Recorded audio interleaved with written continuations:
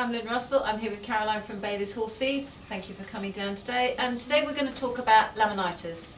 There are various causes of laminitis. There can be stress laminitis, feed-orientated laminitis. I have actually had experience with both. But whichever issue arises, they both need to be dealt with the same way.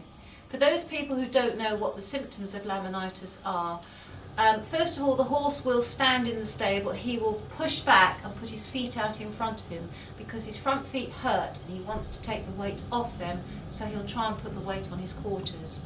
When you bring him out of the stable and he walks, he will do the same thing. He will try to transfer the weight from his front legs onto his back legs, and he will look generally unhappy.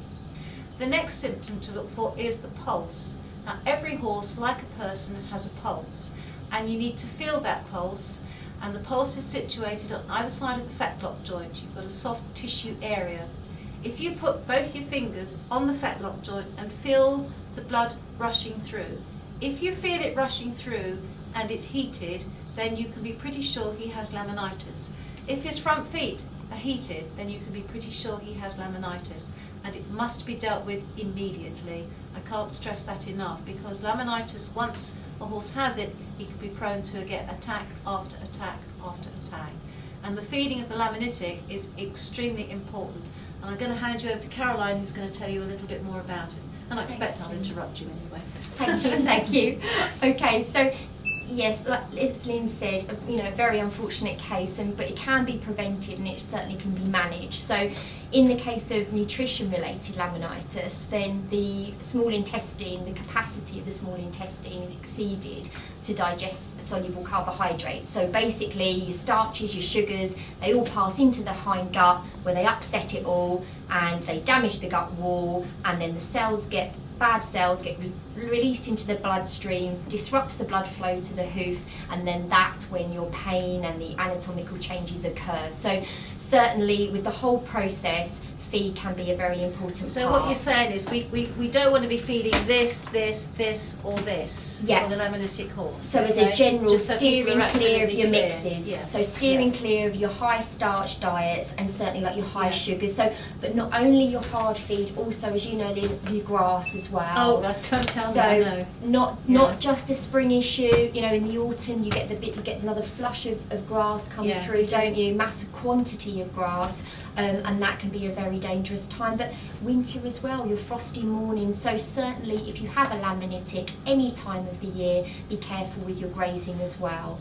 So in this instance, looking at the feed, certainly cubes are your better option. As we said before, all individuals, all different cases, so very specific, but as a general guide, either basing it on a high fibre cube or a balancer. And if calories are needed, again, sourcing them from your high oils and your high fibres. So as we mentioned before, really any of the mixes won't be suitable. No, they won't. Fibre side of things, obviously your laminitic still needs fibre. Often if it's the overweight laminitic, you should be looking to soak the hay so that they're still having the fibre, still having the healthy gut, but not necessarily having the high calories. I think a mistake a lot of people make when they've got a horse with laminitis, they think they've got to starve it. Yeah, definitely. That is a major mistake. The horse needs fibre, it needs it constantly, because it does bring on colic if you starve your horse. 1 minute it's being fed properly, and then the next minute you're taking everything away. You must give the horse supply to hay, but it needs to be, I think, a poor quality hay, so that it's not got too much protein or anything in it. Certainly, going down the route, if you can, tends to be your more sort of soft green leafy hays that have the higher nutritional content, which certainly your fat laminitic doesn't need. No, you want a nice dry hay. So it's a bit coarser in your hand, and to feed it, as I said, you can double net it, pop different nets around the stable. So, and then on the vitamins and minerals, that side of things, looking to pop in a broad spectrum supplement, or we've used the low-cal. I use the Bailey's low-cal because obviously with the amount of horses I've had through the yard in the years, I have had laminitis.